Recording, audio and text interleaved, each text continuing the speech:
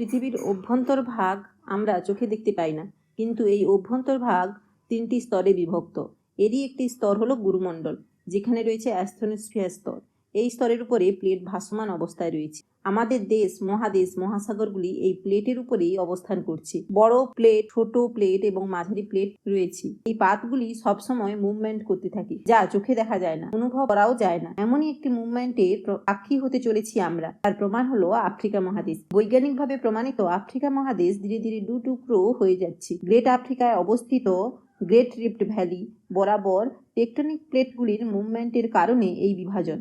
এই প্রক্রিয়ায় আফ্রিকা মহাদেশের পূর্ব অংশ, যা সোমালি প্লেটের উপরে অবস্থিত, তা মূল আফ্রিকা থেকে, যেটা লুবিয়ান প্লেটের উপরে অবস্থিত, তা থেকে আলাদা হয়ে যাচ্ছে। লুবিয়ান প্লেট ও সোমালি প্লেট একে অপরের থেকে দূরে সরে যাচ্ছে। ফলে ওই অঞ্চলে, অর্থাৎ ইথিওপিয়া, কেনিয়া, তানজানিয়া থেকে মোজাম্বিক পর্যন্ত বিস্তৃত ফাটল ধীরে ধীরে প্রশস্ত হতে আছে। এই প্রক্রিয়া কিন্তু 1-2 বছরের মধ্যেই সম্পূর্ণ হবে না।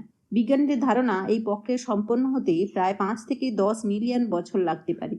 লোহিত সাগর ও ভারত মহাসাগরের জল এই ফাটল বরাবর ঢুকে পড়তে পারে এবং এর ফলে মূল ভূখণ্ড থেকে বিচ্ছিন্ন হয়ে ছোট মহাদেশ বা দ্বীপ গঠিত হতে পারে এবং মাঝে নতুন মহাসাগর সৃষ্টি হবে।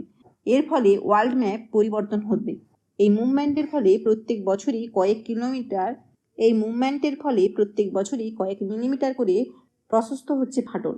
ফাটল বরাবর ভূত্বক পাতলা হয়ে যাওয়ার ফলে ম্যাগমা সহজেই উপরে উঠে আসে। মাউন্ট কিলিমাঞ্জারো, মাউন্ট কেনিয়া, ইথিওপিয়ার এটা আলো এই প্রক্রিয়ার অংশ। এমনই আপডেট পেতে ভিডিওটিকে লাইক করুন এবং চ্যানেলটিকে সাবস্ক্রাইব করুন।